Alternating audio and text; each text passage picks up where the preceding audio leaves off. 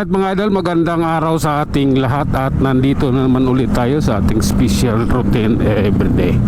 Okay, alam na, magbiyahe na tayo patungo sa EDSA.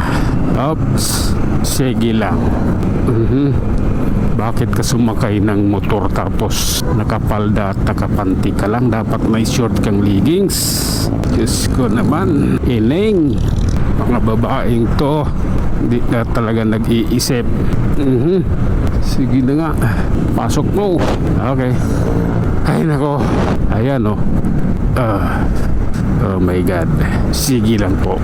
Okay. Oops. Oh my God. Relax lang. Traffic tayo dun.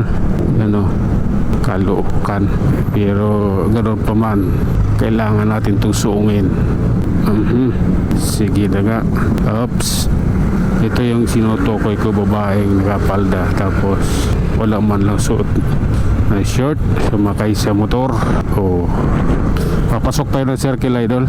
Ayan, kailangan natin itong pagbutihin dito. Masikip yung lugar na to. Sige na nga, padaanin muna natin yung kotse. Okay. Oh my God. Okay lang. Ito idol, dikdikan na to. Dikdikan talaga. Okay. Sabi ko sa'yo, dikdikan nga. Talagang batak na batak eh. Oops. Pasensya na. Oh my God, wala na, hindi na kayang abutin. Oh my goodness. Waiting tayo idol, stoplight.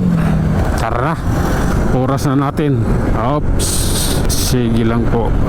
Ay nako, dito lang tayo mananatili. Oh my God, kailangan lumipat dahil may disturbo. Ayan. Oops. Ay nako Lord. Oh my God. Ay, diretso lang idol.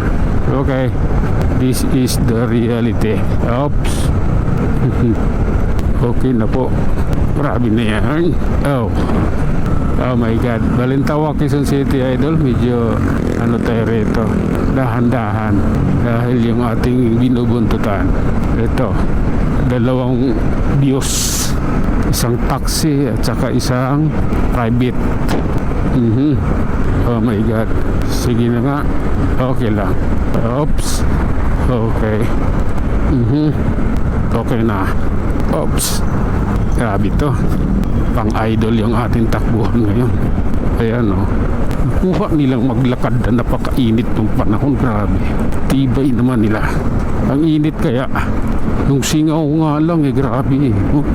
Oops. Sige. Alalay lang idol. Ganito tayo eh. Oh my God. Oh lala. Ay nako po. Oops.